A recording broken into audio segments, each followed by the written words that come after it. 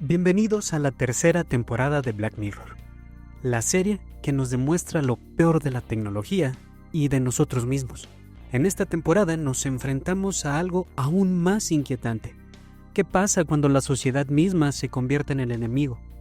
Cuando los algoritmos deciden quién tiene éxito y quién fracasa. Cuando el entretenimiento y la vigilancia se fusionan convirtiendo nuestra vida en un reality show sin escapatoria. Si las temporadas anteriores nos mostraban cómo la tecnología puede cambiar nuestras vidas, esta temporada nos muestra cómo ya lo ha hecho. Hoy analizaremos cada episodio de la tercera temporada, explorando sus mensajes ocultos y cómo reflejan nuestro presente. ¿Y si cada interacción que tienes en la vida fuera calificada con estrellas y tu estatus social dependiera de ello? Bienvenidos a un futuro donde la popularidad lo es todo y la caída es brutal.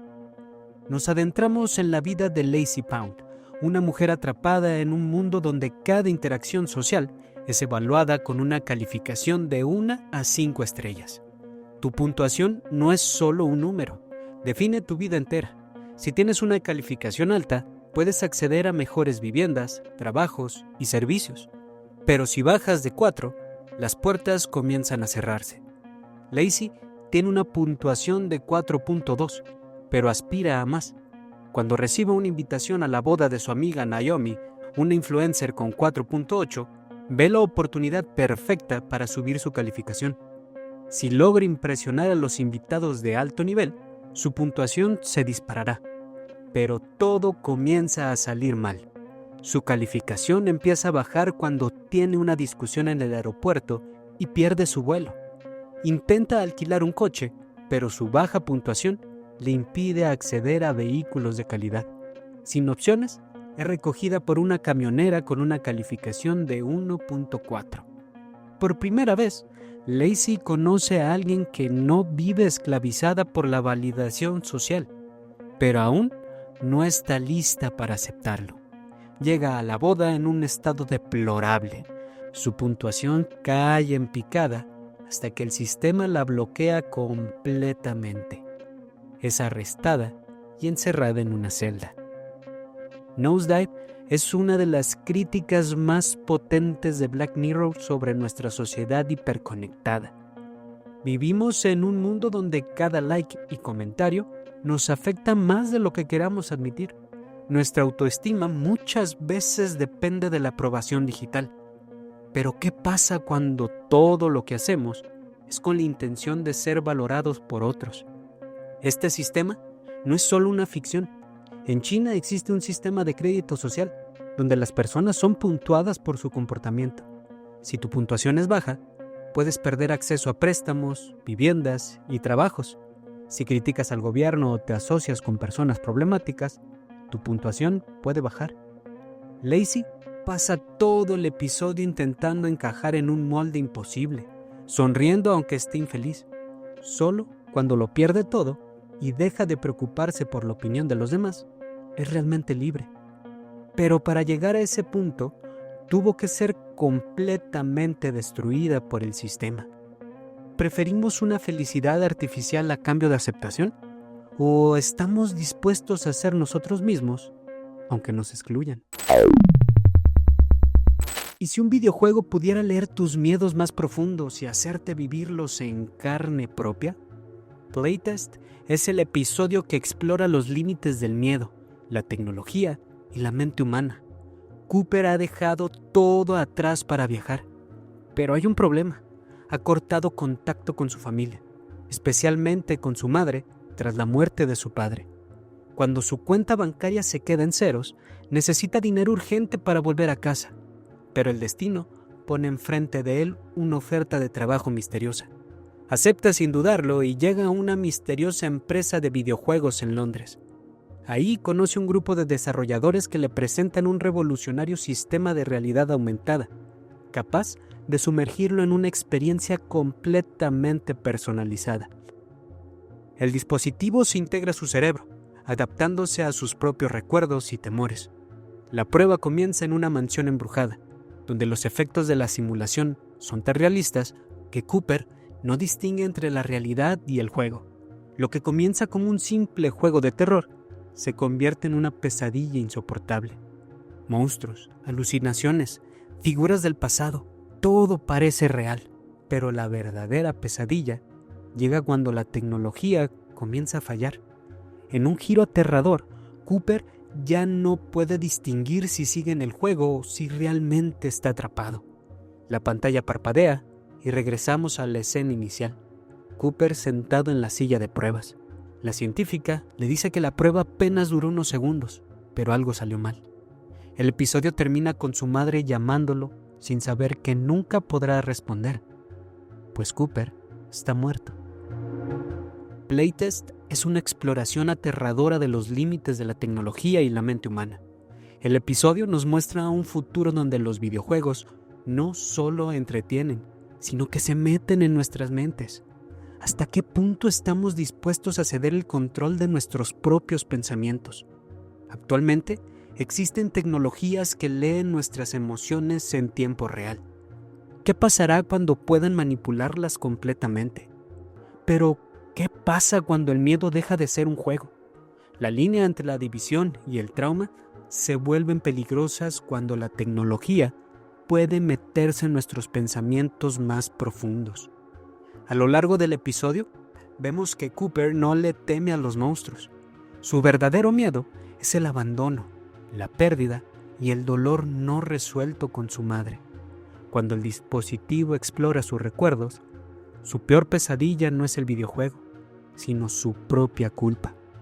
El juego no lo mató, lo hizo su propio subconsciente.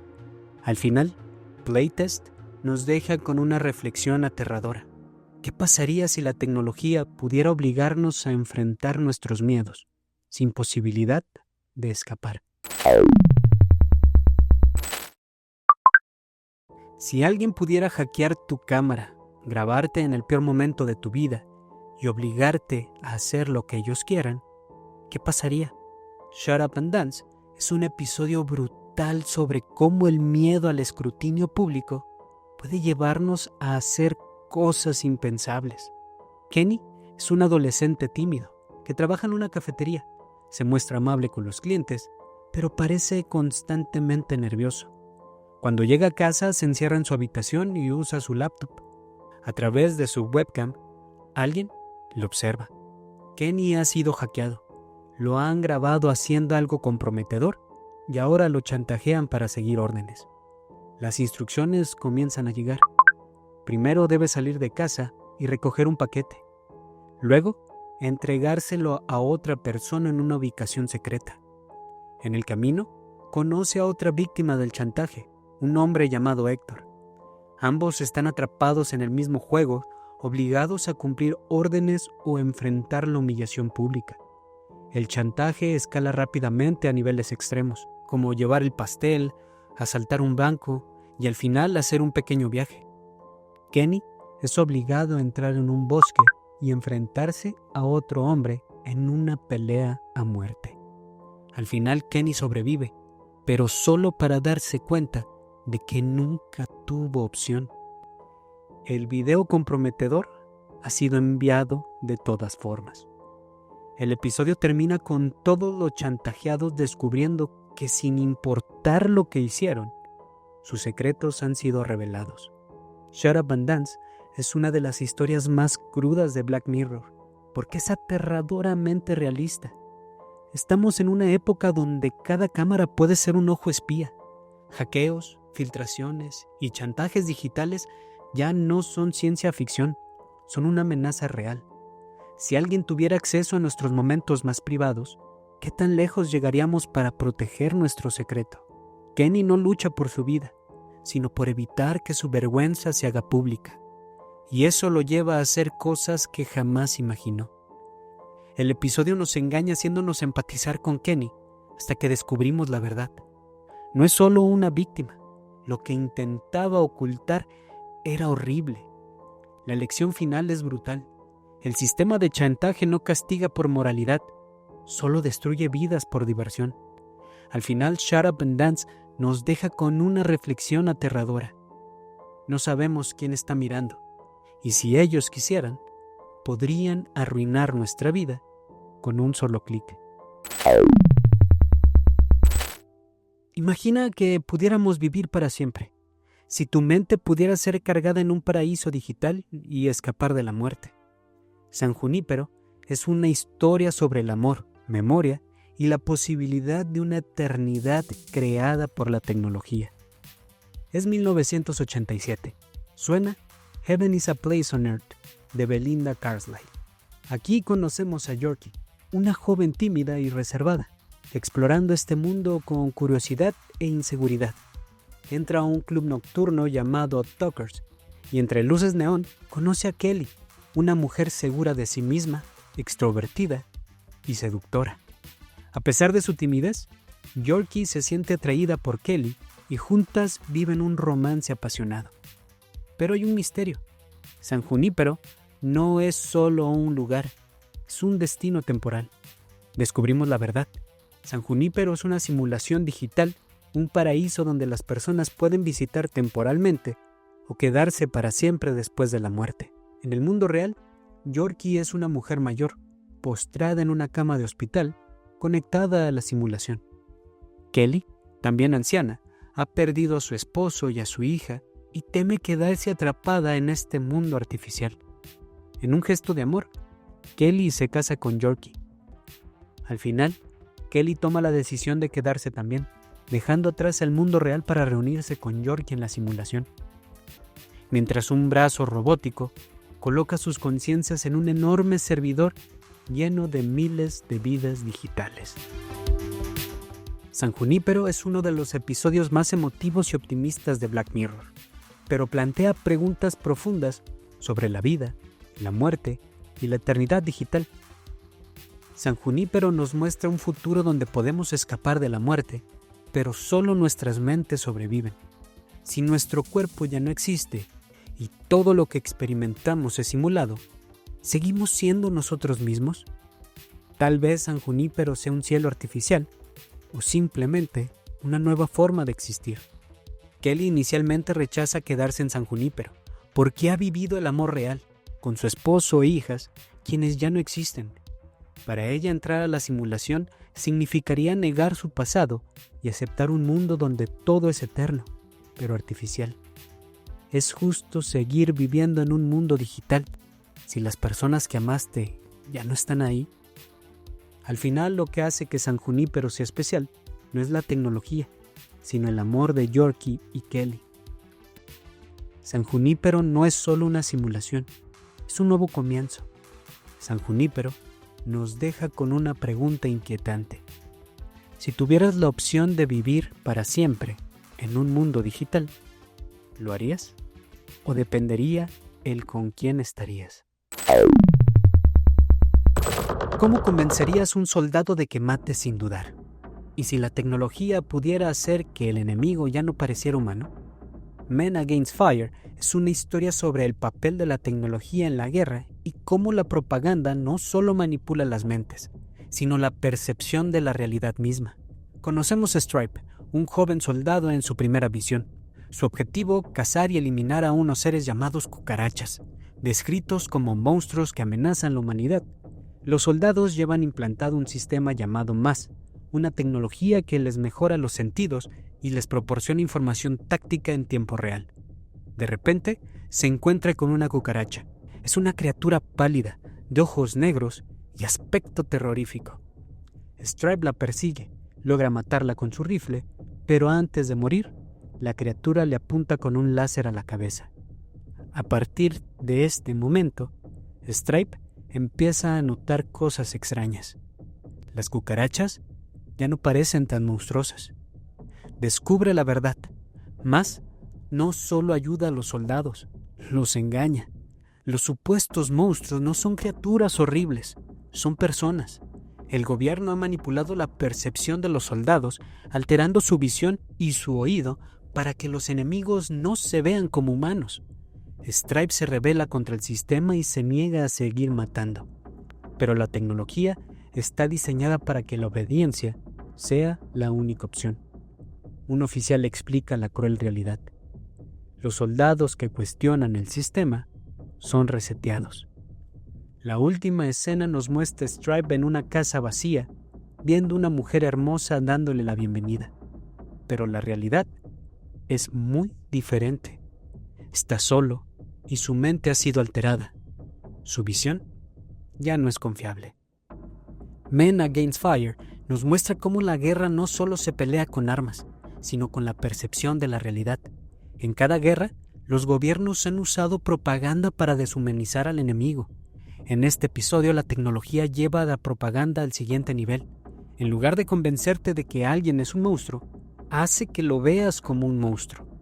Esto convierte la guerra en algo más fácil para los soldados, porque no sienten que están matando a personas.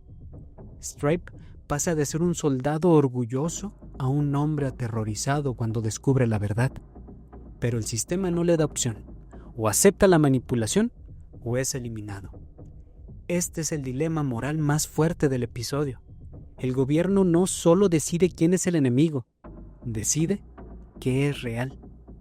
Hoy en día el desarrollo de sistemas como la realidad aumentada y la inteligencia artificial ya está influyendo en el campo de batalla. ¿Qué pasará cuando los soldados de verdad no puedan distinguir entre la realidad y lo que el sistema les dice que es real? Men Against Fire nos muestra que el futuro de la guerra no solo dependerá de las armas, sino de la percepción de los soldados. Y si el enemigo ya no parece humano, la guerra nunca terminará. ¿Qué pasaría si un simple hashtag pudiera matar? Hater in the Nation nos muestra un futuro donde el odio en redes sociales deja de ser solo palabras y se convierte en una sentencia a muerte. La detectiva Karin Park y su compañera Blue Coulson empiezan a investigar una muerte. Poco a poco descubren que no fue un suicidio, sino un asesinato provocado por un ataque de abejas robóticas llamadas Addis. Estas abejas, creadas originalmente para reemplazar a las poblaciones de abejas reales en peligro de extinción, han sido hackeadas. Y lo peor, su programación ha sido alterada para seguir una macabra dinámica en redes sociales. Cualquier persona que reciba más votos con el hashtag #MuerteA muere al final del día. Lo que empieza como una broma de internet, rápidamente se convierte en una epidemia de asesinatos. Cualquier figura pública odiada, cualquier persona que haga algo polémico, ahora es una potencial víctima. Karin y Blue descubren que el hombre detrás de todo esto es un programador llamado Garrett Scholes. Scholes no solo quería castigar a ciertas personas, sino demostrar el poder de la cultura del odio en Internet. Pero hay un giro al final. No solo las víctimas de hashtag mueren, sino todos los que lo usaron. Scholes desaparece, dejando un mensaje claro. Internet no mató a esas personas. La gente lo hizo. Hater in the Nation es una crítica directa al impacto del odio en redes sociales y a la cultura de la cancelación. Todos los días en redes sociales, alguien es atacado, expuesto o cancelado por algo que dijo o hizo. Pero, ¿qué pasaría si esas palabras tuvieran consecuencias físicas? Este episodio convierte la furia de Internet en una herramienta de asesinato, mostrándonos lo fácil que es sumarse al linchamiento sin pensar en las consecuencias. Las abejas robóticas fueron creadas con un propósito positivo, pero en manos equivocadas se convirtieron en armas. Esto plantea una pregunta importante. ¿Hasta qué punto la tecnología puede ser utilizada como un medio de justicia o incluso de venganza? Este episodio nos recuerda que la tecnología, por más avanzada que sea, sigue dependiendo de cómo lo usemos. Cada persona que usó el hashtag #MuerteA creyó que no estaba haciendo nada serio, pero cuando el castigo recayó sobre ellos, todo cambió. Esto refleja la hipocresía en la cultura digital. Todos disfrutan ver a alguien caer, hasta que ellos mismos están en la mira. ¿De verdad creemos en la justicia o solo disfrutamos ver a alguien sufrir? Hater in the Nation nos deja con una pregunta inquietante. Si un simple tweet pudiera matar, ¿seguiríamos publicando sin pensar?